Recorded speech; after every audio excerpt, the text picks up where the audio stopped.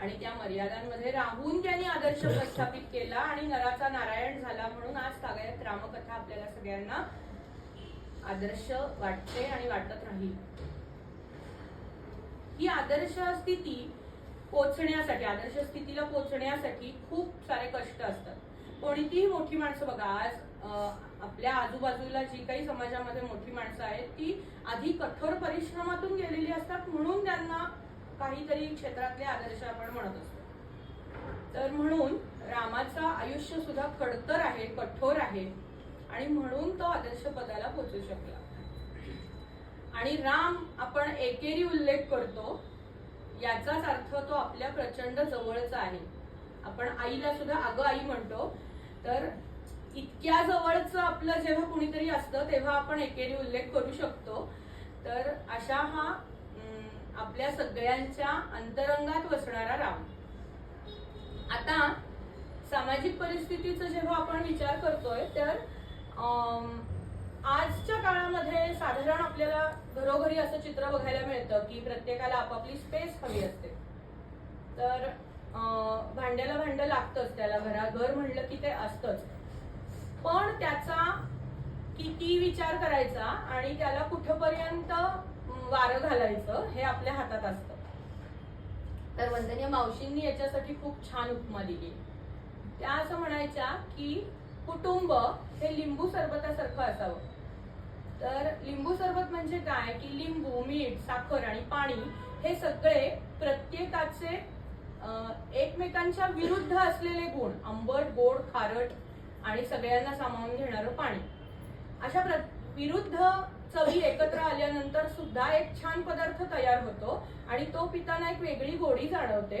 आणि तरी सुद्धा आंबट चव लागते का? हो लागते. खारट चव लागते का? लागते. साखर लागते का? लागते. पण तरी सुद्धा ते वेगळं करता येत नाही. याला म्हणायचं लिंबू. म्हणजे जे इतकं विरुद्ध असूनही एकमेकांमध्ये इतकं घुलमिल गेलेलं आहे, मिळून मिसळून गेलेलं आहे की ते वेगळं दाखवत आहे. आणि ह्या सगळ्यांना सामावून घेणाऱ्या पाणी, तर घरातल्या गृहिणीला पाण्याचं कर्तव्य करायचं असतं की सगळ्या प्रकारच्या चवी आपल्यामध्ये सामावून घेऊन एक वेगळा पदार्थ तयार करायचा असतो. हे काम गृहिणी केव्हा करू शकते? जेव्हा ती तन मनानी समर्पित होते. मग आजची गृहिणी जी नव्याने गृहस्थाश्रमामध्ये प्रवेश करू बघते, ती मुळात फक्त गृहिणी नाहीये. तिला करिअर पण तेवढंच महत्वाचं आहे, तिला घरही तेवढंच महत्वाचं आहे, तिला आपले नातेवाईकही तेवढेच महत्वाचे आहे. मग रामायणामध्ये असं कोणी आहे का की जे आजच्या गृहिणी गृहस्थाश्रमात प्रवेश करणाऱ्या नवीन मुलीला म्हणू आपण की जे आदर्शभूत ठरेल? तर मी असं म्हणेन की कौसल्या ही तिच्यासाठी आदर्श असली पाहिजे. कौसल्याला जेव्हा दशरथाशी लग्न झालं तेव्हा 1000 गावं आंदण म्हणून मिळाली होती आणि त्या सगळ्या गावांचा राज्यकारभार ती लग्नानंतर सुद्धा बघत होती. मग तिला घरातलंही तेवढंच महत्वाचं होतं, राज्यकारभारही ती तेवढ्याच निष्णातपणे बघत होती आणि शिवाय तिला तिच्या घरच्या जबाबदाऱ्या होत्या, राज्याच्या जबाबदाऱ्या होत्या, सगळं होतं. म्हणजे आजची जर करिअरिस्टिक स्त्री जर आपण म्हणू शकलो तर तिने तिचा आदर्श घ्यावा असं मी म्हणेन. आता जेव्हा सामाजिक परिस्थिती आत्ताच्या काळची आणि रामायण काळातली आपण सारखी म्हणतो, का वाल्मिकींना असं वाटलं की त्यांनी रामायण लिहावं? तर त्या काळची सामाजिक परिस्थिती अशी होती की भावाभावांचं पटत नव्हतं किंवा कुटुंब व्यवस्था मोडकळीला आलेली होती. तर ते प्रत्येक कुटुंबातल्या प्रत्येक सदस्यासाठी एक काहीतरी आदर्श डोळ्यासमोर घालून देणं गरजेचं होतं की असं असतं आणि असायला पाहिजे, तर आपली परंपरा टिकून राहील, हे दाखवण्यासाठी हा इतिहास लिहिला गेला. आता रामायणाकडे वळूया की आपल्याला प्रत्येक टप्प्यावरती, आयुष्याच्या प्रत्येक टप्प्यावरती रामायण कसं महत्वाचं आहे. तर मुळात रामाचा जन्म हा रघुकुलातच का? मुळात रामाचा जन्म हा एका आदर्शासाठी झाला. मी मगाशी म्हणलं तसं आदर्श जेव्हा घडायचं असतं तेव्हा अतिशय कठोर परिश्रम गरजेचे असतात आणि संस्कारही तितकेच महत्वाचे असतात. मग कोणत्या कुळामध्ये असा संस्कारित मुलगा जन्माला यावा याच्यासाठी ऋषींचं योगदान खूप महत्वाचं आहे. या सगळ्या ऋषींनी मिळून ठरवलं की रघुकुल जे श्रेष्ठ आहे आत्ताच्या सामाजिक परिस्थितीमध्ये पृथ्वी तलावरती सर्वात श्रेष्ठ असं रघुकुल होतं. या रघुकुलामध्ये दशरथाच्या आधी 60 महान राजांची परंपरा आहे. या 60मध्ये कोण कोण होऊन गेले तर भगीरथ आपल्याला सगळ्यांना माहिती आहे. तो भगीरथाने काय केलं तर गंगा पृथ्वीवरती आणली एवढंच आपल्याला माहिती असतं. पण त्याच्या आधीच्या 2 पिढ्यांपासून हे प्रयत्न चालू होते की गंगा पृथ्वीवरती कशी आहे. आपल्याला सगळ्यांना माहितीये गंगेचा उगम हिमालयाच्या उंच शिखरांमध्ये झालेला आहे आणि त्याचा उगम नुसता तिथं होऊन उपयोग नाहीये. त्याचं पवित्र जल माणसांपर्यंत पोहोचावं आणि त्याचा मनुष्य जातीला उपयोग व्हावा याच्यासाठी भगीरथाच्या आधीपासून 2 पिढ्यांपासून हे प्रयत्न केले गेले आणि मग यश त्याला भगीरथाला. तर कुठलंही काम सातत्याने करत राहणं किंवा आज आपण बघतो एखाद्या घरामध्ये जर व्यवसाय असेल तर वडील जो व्यवसाय करतात तोच मुलगा करेल असं नाहीये जेव्हा की त्याच्यातनं पैसे मिळत असतात.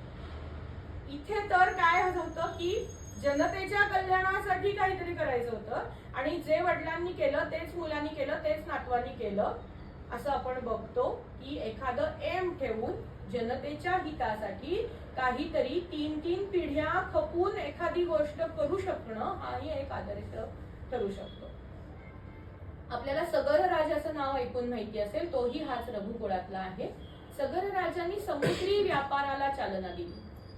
म्हणजे त्या काळामध्ये आजूबाजूला भारताच्या आजूबाजूला जी बेट स्वरूपामध्ये जी राज्य होती त्या राज्यांशी मैत्रीचे संबंध स्थापन केले आणि त्यांच्याशी मैत्रीपूर्ण व्यवहारातून समुद्री व्यापार ज्यांनी चालना दिली सुरू केला. त्याच्यामुळे झालं काय की आज आपण जे बघतो की रोजगार निर्मिती याची एक सुरुवात तिथे झाली. नव्याने उद्योग उभे राहिले समुद्री व्यापारामुळे.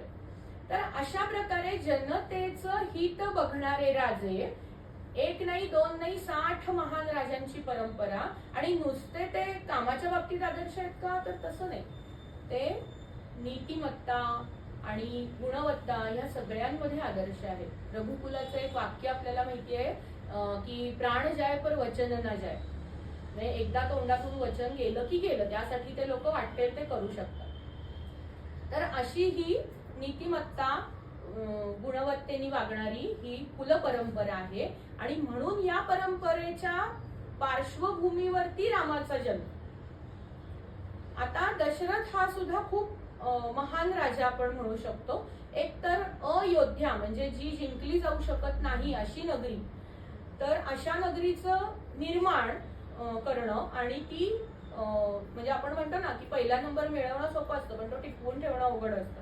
तर तसा लौकिक त्यांनी नुसता निर्माण केला नाही, त्याच्या संपूर्ण कारकिर्दीमध्ये त्यांनी तो टिकवून ठेवला.